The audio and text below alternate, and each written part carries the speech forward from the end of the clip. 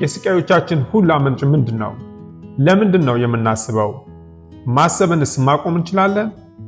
ማሰብን ካቆምን እንዴት መኖር እንችላለን? የመሳሰሉትን በዚህ መጽሐፍ እንዳስሳለን። ለምሳሌ አንድ ሰው አካላዊ ጉዳት ቢያደርስብን እውነት ነው አካላዊ ስቃይ ይሰማናል። አካላዊ ጉዳት አንዳንዴ ከኛ ቁጥጥር ውጪ ነው፣ ልንከላከለው አንችልም። ነገር ግን ስነ ልቦናዊ ጉዳት እኛ ራሳችን መከላከል እንችላለን። ለዚህ ደግሞ ዋናው መፍትሄ ዕውቀት ነው። ስነ ልቦናዊ ስቃያችን ከምንድን ነው የመነጨው የሚለውን መረዳት ሲሆን አንዴ ከተረዳነው ደግሞ ችግራችንን ከማስወገድ ውጪ ምንም አማራጭ የለንም ይለናል የዚህ መጽሐፍ ጸሐፊ ጆሴፍ ንጉየን ዶንት ቢሊቭ ኤቭሪቲንግ ዩ ቲንክ በሚለው መጽሐፉ።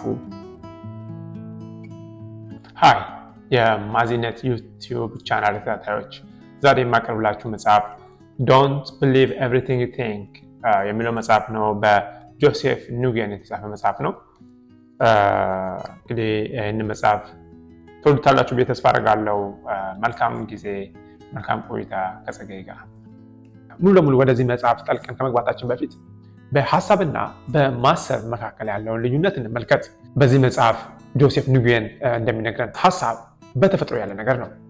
እናንተ ፈለጋችሁትም አልፈለጋችሁትም በውስጣችሁ ሁልጊዜም የሚኖር ነገር ነው። ማሰብ ግን ያንን የመጣላችሁን ሐሳብ በአንድ አቅጣጫ ለማስኬድ የምታደርጉት ጥረት ነው ይለናል ጆሴፍ ንጉየን። ማሰብ የስነ ልቦናዊ ችግሮቻችን ሁላ ምንጭ ናቸው ይለናል ጆሴፍ ንጉየን። አንድ ምሳሌ ልስጣችሁ። በአንድ ዓመት ውስጥ ባገኝ ብላችሁ የምታለሙት የገንዘብ መጠን ምን ያህል ነው? እስቲ 30 ሰከንድ ሰጣችኋለሁ።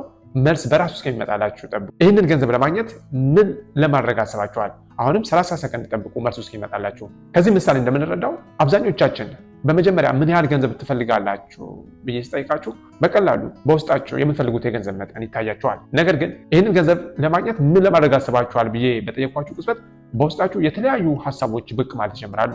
አንደኛው በተአምር ይህንን ያህል ገንዘብ በአመት ውስጥ በፍጹም ላገኝ አልችልም የሚለው ነው። ሁለተኛው ደግሞ ይህንን ገንዘብ ለማግኘት ምንም አይነት መንገድ የለኝም ልትሉ ትችላላችሁ። ሶስተኛው ይህንን ገንዘብ ራሱ ለማግኘት ማሰብ ደደብነት ነው ብላችሁ ልታሰቡ ትችላላችሁ። ጆሴፍ ንጉየን በዚህ መጽሐፍ እንደሚነግረን ማሰብ ኔጌቲቭ ነገሮችን እንድናስብ ከማድረጉ ውጪ ምንም የሚፈይደው ምንም የሚጠቅመው ነገር የለም ብሎ ይነግረናል። ምናልባት አሁን ላይ ካላሰብንና የምንፈልገውን የገንዘብ አይነት እንዴት ነው ማግኘት የምንችለው ብላችሁ ልትጠይቁ ትችላላችሁ። ጆሴፍ ንጉየን በዚህ መጽሐፍ እንደሚገልጸው ልክ በመጀመሪያ እንደነገርኳችሁ ይላል የምትፈልጉትን ገንዘብ በመጠየቅና መልሱ እስከሚመጣላችሁ ድረስ በመጠበቅ ነው። ለምሳሌ ቶማስ ኤዲሰንን ብንወስድ አንድ ነገር ሞክሮ መልስ ማግኘት ሲያቅተው የሚሰራውን ስራ እርግፍ አድርጎ ይተውና ሶፋ ላይ ለጥ ብሎ ይተኛ ነበረ። ልክ እንደነቃ መልሱ ይመጣለታል። ወዲያው ያንን መልስ ወደ ተግባር ይለውጠዋል። አልበርት አንስታይንን ብንወስድ አንድን መልስ ፈልጎ ማግኘት ሲያቅተው ተነስቶ ፒያኖ ይጫወት እንደነበረና ፒያኖ በሚጫወትበት ማዕከል ላይ መልሱ ብቅ እንደሚልለት በዚህ መጽሐፍ ጆሴፍ ንጉየን ይነግረናል። ማሰብ የስነ ልቦናዊ ስቃዮቻችን ሁላ ምንጭ ከሆነ ማሰብን እንዴት ማቆም ይቻላል የሚል ነው የመጀመሪያው ጥያቄያችን ሊሆን የሚችለው አይደል? ማሰብን ሙሉ ለሙሉ ማቆም አይቻልም። ነገር ግን በተወሰነ መልኩ መቀነስ እንችላለን። ለምሳሌ አንድ ድፍርስ ውሃ በጎድጓዳ ሳህን ውስጥ አድርጌ ብሰጣችሁ ቆሻሻውንና ውሃውን ለመለየት ምንድነው የምትጠቀሙት? አንድ እንቅስቃሴ የሌለበት ቦታ ላይ ሄዶ ማስቀመጥ ነው አይደል? ከዛ ውሃው ከላይ ሲንሳፈፍ ቆሻሻው ደግሞ ከስር ይዘግጣል። ይህ ምሳሌ እንደሚያስረዳን ይላል ጆሴፍ ንጉየን እኛም ሀሳቦቻችንን ለመቀነስ ጸጥ ብለን መቀመጥ ነው። ጸጥ ብለን በምንቀመጥበት ሰዓት የምናስበው ሀሳብ እየቀነሰ ይመጣል። ብዙ ጊዜ በጎ ነገር ማሰብ ደስታ ሊሰጠን አይችልም ወይ ብላችሁ ልጠይቁ ትችላላችሁ። ነገር ግን እስቲ ከዚህ በፊት ደስተኛ የሆናችሁበትን ቅጽበትና ጊዜ ለማስታወስ ሞክሩ። በዛች ቅጽበት ደስተኛ በሆናችሁበት ቅጽበት በውስጣችሁ ምን ስታስቡ ነበረ? የአብዛኞቻችን መልስ ምንም ነው የሚሆነው። ስለሆነም ይለናል ጆሴፍ ንጉየን ደስተኛ ለመሆን ሰላም በውስጣችን ለማስፈን ማሰብ አይጠበቅብንም ይለናል። እና ማሰብን ካቆምን እንዴት ስኬታማ መሆን እንችላለን ብላችሁ ልጠይቁ ትችላላችሁ።